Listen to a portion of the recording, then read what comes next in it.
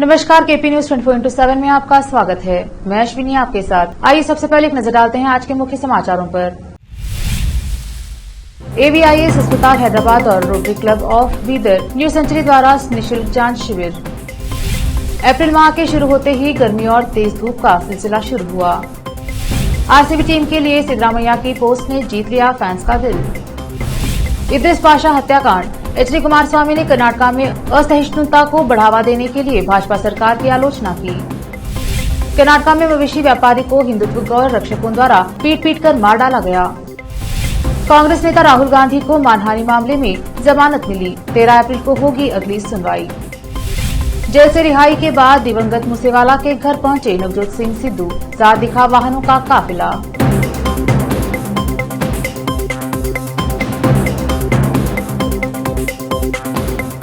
समाचारों का सिलसिला शुरू करते हुए देखते हैं समाचार विस्तार से। पहले समाचार स्थानीय।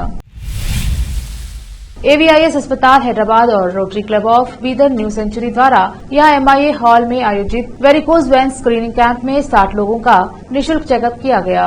AVIS अस्पताल के डॉक्टर राम प्रभाकर ने पैर के अल्सर, वेरिकोज नसों आदि की जांच की। जिले के रोगियों के लाभ के लिए AVIS अस्पताल हैदराबाद के सहयोग से वेरिकोज नसों के लिए एक निःशुल्क जांच शिविर आयोजित किया गया है। Rotary Club of Bidar New Century के अध्यक्ष नितिन कपूर ने कहा कि शिविर को अच्छा रिस्पांस मिला है। रोटरी क्लब स्वास्थ्य, शिक्षा, पर्यावरण सहित विभिन्न क्षेत्रों में काम कर रहा है। उन्होंने कहा कि वह समाज में अपना योगदान दे रहे हैं। क्लब उपाध्यक्ष शिव कुमार पाखाल, सचिव doctor Ritesh, rotarian Suryakant Ramshetti, doctor Kapil Patil, Lokesh Hiremath, Chetan Migur और अन्य लोग वहां मौजूद रहे। विशेष संवाददाता की रिपोर्ट। अप्रैल का माह शुरू हो चुका है। अब कहीं तेज धूप और गर्मी का एहसास मौसम करा रहा है। हालांकि गर्मी का मौसम फरवरी के अंतिम सप्ताह से ही शुरू होता है, लेकिन इस बार मार्च के पूरे माह में मौसम का असर मिला जुला रहा और तापमान में भी कोई खास बढ़त नहीं देखने में आई। लेकिन अप्रैल शुरू होते ही धूप का तेज होना और गर्मी के साथ साथ हवा का चलना भी कम हो गया है। लोगों को गर्मी का एहसास हो रहा है, जब तापमान अधिकतम 36 डिग्री और न्यूनतम 22 डिग्री है। विशेष संवाददाता की रिपोर्ट। ईसाई समुदाय के लिए यह पवित्र दिन चल रहे हैं और आने वाला शनिवार गुड फ्राइडे होगा।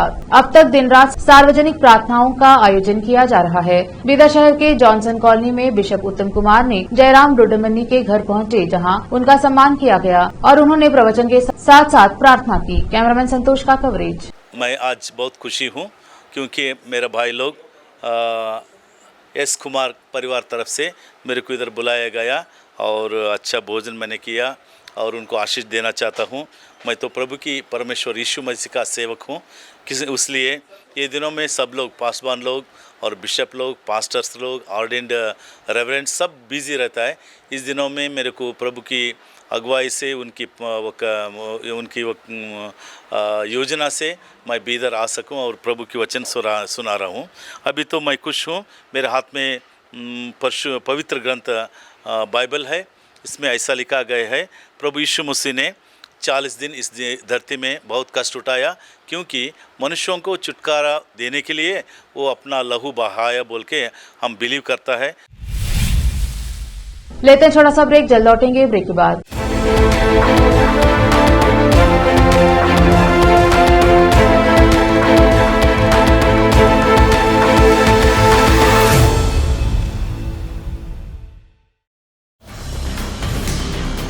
हिंदुस्तान के हर कोने में हम हैं मौजूद। 24 घंटे हालात पर गहरी नजर, खबरों से जुड़े चुपते सवालात और आपको दिखाता है धार्मिक, सामाजिक, राजनीतिक, लोकल और इंटरनेशनल न्यूज की सबसे बेहतर कवरेज जो आपको रखती है हर पल बाखबर। देश और दुनिया भर की खबर के लिए देखते रहें केपी न्यूज 24/7। ब्रेक के बाद स्वागत है आपका। देखते हैं आगे के समाचार। IPL टीम RCB के समर्थन में विपक्ष के नेता सिद्धरामैया की सोशल मीडिया पोस्ट वायरल हो गई, जिसमें खेल प्रेमियों और प्रशंसकों ने दिग्गज कांग्रेसी नेता की खेल भावना की सराहना की। क्रिकेट मेरा पसंदीदा खेल है, मुझे RCB टीम पर गर्व है। टीम RCB को मेरे जैसे करोड़ों प्रशंसकों की शुभकामनाएं हैं। सिद्धरामैया की पोस्ट में कहा गया है, मुझे विश्वास है कि हमारी टीम निश्चित रूप से कप उठाएगी। कन्नडिगा के रूप में मेरा समर्थन हमेशा आरसीबी के साथ है। रविवार को उन्होंने चुनाव प्रचार के अपने व्यस्त कार्यक्रम के बीच मुंबई इंडियंस और रॉयल चैलेंजर्स बेंगलुरु आरसीबी के बीच मैच देखा। सिद्धरामैया पूरे मैच के दौरान गैलरी में बैठे रहे और खेल का लुत्फ उठाया। सिद्धरामैया के साथ विधान परिषद के अध्यक्ष बसवराज होराटी और कांग्रेस नेता बसवराज रायरेड्डी भी थे। आरसीबी ने बेंगलुरु के चन्नास्वामी स्टेडियम में मुंबई इंडियंस के खिलाफ शानदार जीत दर्ज करके टूर्नामेंट में धमाकेदार शुरुआत की। मवेशी व्यापारी इदरसी पाशा की हत्या पर प्रतिक्रिया देते हुए कर्नाटक के पूर्व मुख्यमंत्री और जनता दल सेक्युलर पार्टी के नेता एचडी कुमारस्वामी ने राज्य में बढ़ती हताशा और असहिष्णुता को पोषित करने और बढ़ावा देने के लिए भाजपा सरकार की आलोचना की। उन्होंने सवाल किया कि आरोपी ने पाशा को पुलिस को सौंपने या मवेशियों के कथित अवैध परिवहन के बारे में जानकारी देने के बजाय हत्या का सहारा क्यों लिया। उन्होंने आगे कहा, गौ अंधता से पीड़ित इन बदमाशों को सड़कों पर बिना चारे के अनाथ गायों के लिए कुछ चिंता दिखाने की जरूरत है।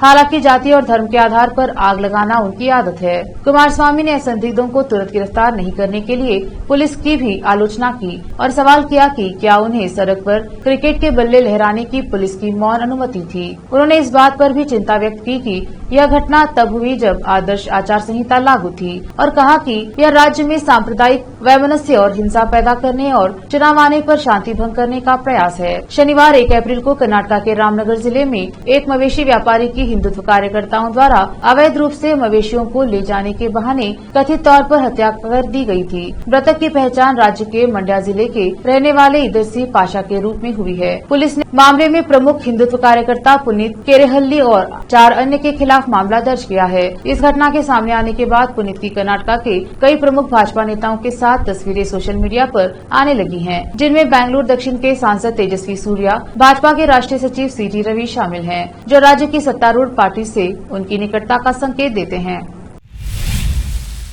कर्नाटक के रामनगर जिले में एक मवेशी व्यापारी की शनिवार 1 अप्रैल को कथित रूप से हिंदुत्व कार्यकर्ताओं द्वारा मवेशियों को अवैध रूप से ले जाने के बहाने बेरहमी से हत्या कर दी गई थी। मृतक की पहचान राज्य के मंड्या जिले के रहने वाले इदरीस पाशा के रूप में हुई है। इस घटना से स्थानीय समुदाय और पीड़ित परिवार में आक्रोश है, जो पीड़िता के लिए शीघ्र न्याय की मांग कर रहे हैं। पाशा के 2 सहयोगियों सैयद जहीर कंटेनर के चालक और इरफान, जो लोडिंग के प्रभारी थे, कार्यकर्ताओं द्वारा शारीरिक रूप से हमला किया गया था।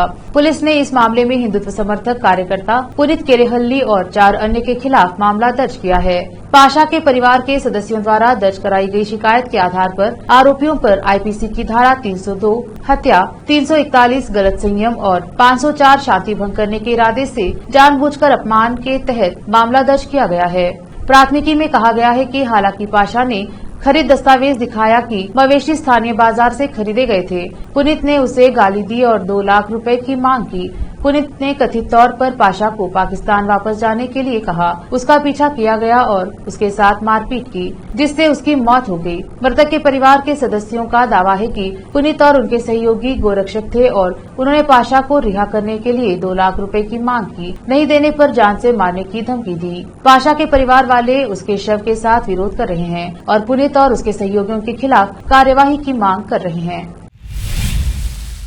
लेते हैं छोटा सा ब्रेक, जल्द लौटेंगे ब्रेक के बाद।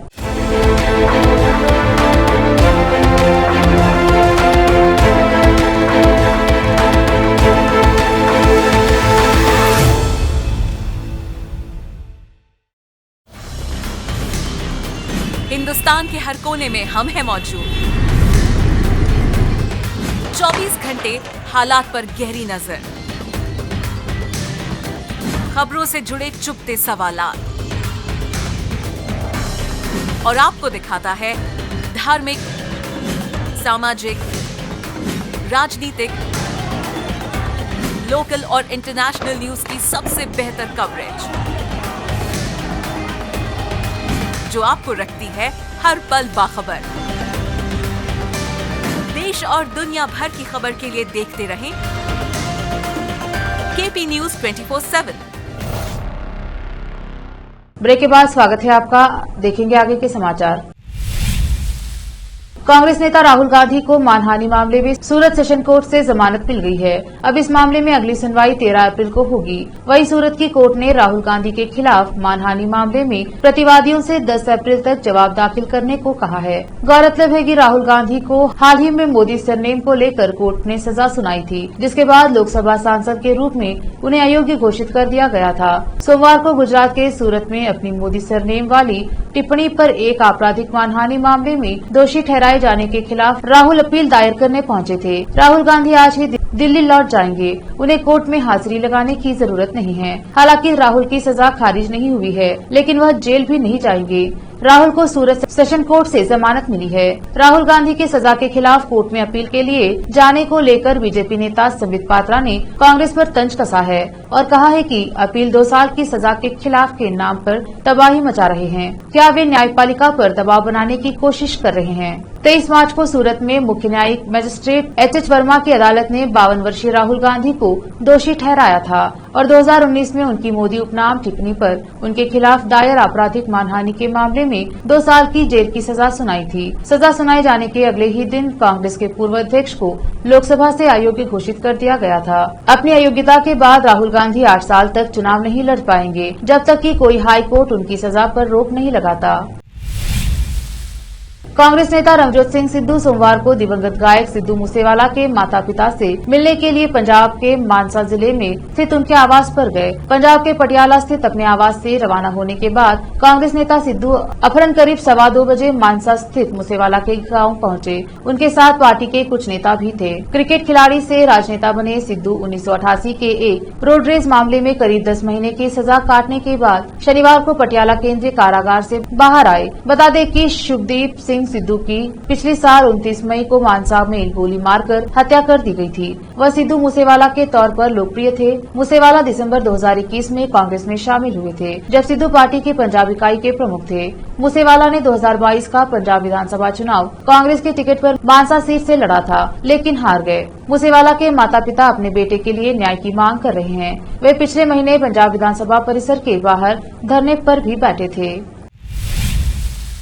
कांग्रेस नेता और पार्टी के पूर्व अध्यक्ष राहुल गांधी आज सोमवार को मोदी सरनेम मामले में 2 साल की सजा सुनाए जाने के फैसले को चुनौती देने जा रहे हैं। निचली अदालत के फैसले के खिलाफ राहुल गांधी सत्र न्यायालय में अपील करेंगे। इसे लेकर कांग्रेस सांसद अधीर रंजन चौधरी ने कहा, राहुल गांधी ने कहा है कि वह डरेंगे नहीं, वह अमित शाह मोदी के सामने नहीं झुकेंगे, वह न्यायपालिका के सामने ही जाएंगे। एक तरफ आप कह रहे हैं कि उन्हें कोर्ट जाना चाहिए, लेकिन जब वह जा रहे हैं तो आपको इससे दिक्कत हो रही है। वही बंगाल में हुई हिंसा पर कांग्रेस सांसद ने कहा, टीएमसी और बीजेपी ध्रुवीकरण की राजनीति कर रहे हैं और इससे बंगाल में सांप्रदायिक हिंसा हो रही है। मुख्यमंत्री ने कहा, कार्यवाही की जाएगी, लेकिन कुछ नहीं किया जा रहा है। उन्होंने कहा, बंगाल में कभी भी जात पात और सांप्रदायिक ध्रुवीकरण को लेकर सियासत नहीं होती थी। बीजेपी ने बंगाल में अपना पैर जमाने के लिए सांप्रदायिक ध्रुवीकरण का औजार बनाया और लोगों के बीच के अमन को बिगाड़ने लगी। इसका फायदा टीएमसी लेती रही। इन दोनों के कारण आज बंगाल सांप्रदायिक तनाव की चुंगल में आने लगा है। सलग चुनावी सरगर्मियों के बीच 2 प्रत्याशियों के समर्थकों के बीच हुई मारपीट। नगर पंचायत तंबौर में बीती रात करीब 8 बजे 2 पूर्व चेयरमैन समर्थकों के बीच विवाद हो गया, जिसमें पूर्व चेयरमैन इस्तिया खान के समर्थकों ने सड़क जाम कर नारेबाजी शुरू कर दी। इस दौरान पुलिस द्वारा हल्का बल प्रयोग भी किया गया, जिसमें एक पुलिसकर्मी भी घायल हो गया। मौके पर कई थानों की पुलिस सहित आला अफसर मौके पर पहुंचकर स्थिति को काबू में कर लिया। पुलिस द्वारा कुछ लोगों को हिरासत में भी लिया गया है। फिलहाल स्थिति सामान्य बनी हुई है। थाना तंबौर में 2 पक्ष हैं जो कि एक ही समुदाय से हैं। दोनों पक्षों में ईदगाह में टाइल्स लगाने को लेकर मतभेद हुआ है, आपसी विवाद हुआ है और इसके बाद आपसी विवाद ज़्यादा बढ़ गया, लड़ाई झगड़ा हुआ, एक दूसरे पर पत्थर भी उन्होंने चलाए हैं। तत्काल पुलिस मौके पर पहुंची है। वहां पर मौके पर पहुंचकर कई थानों की फोर्स भी थी, स्थिति को नियंत्रण में किया। स्वयं मैं और एसडीएम लहरपुर भी वहां मौके पर पहुंच गए हैं। स्थिति नियंत्रण में है। घटना से संबंध में जो 5 लोगों को हिरासत में ले लिया गया है और आगे अब पूछताछ करके जो अन्य विधिक अब समाचार विदेश के। अफगानिस्तान में महिलाओं द्वारा चलाया जा रहा एक रेडियो स्टेशन बंद कर दिया गया है।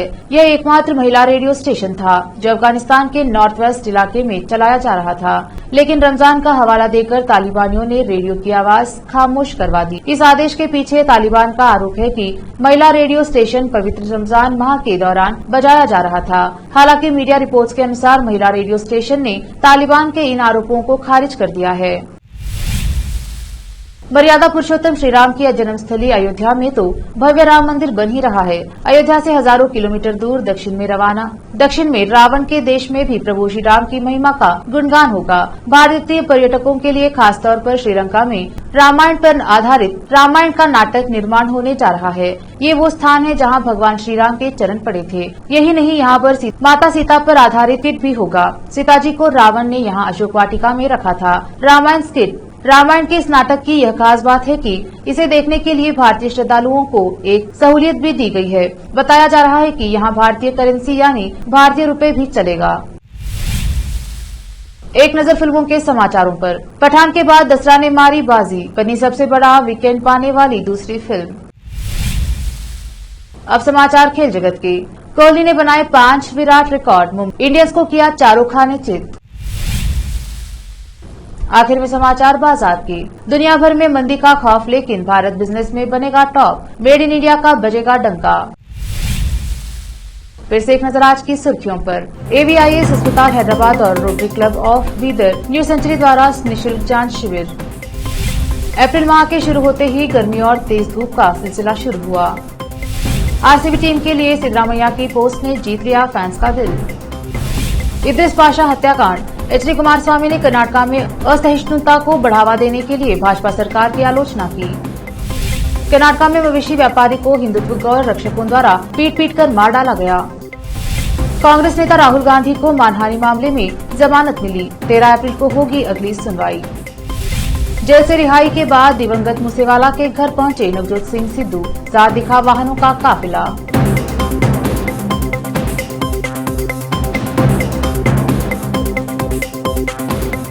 KP न्यूज के 9 बजे के बुलेटिन में आज इतना ही। देखते रहिए KP न्यूज 24/7।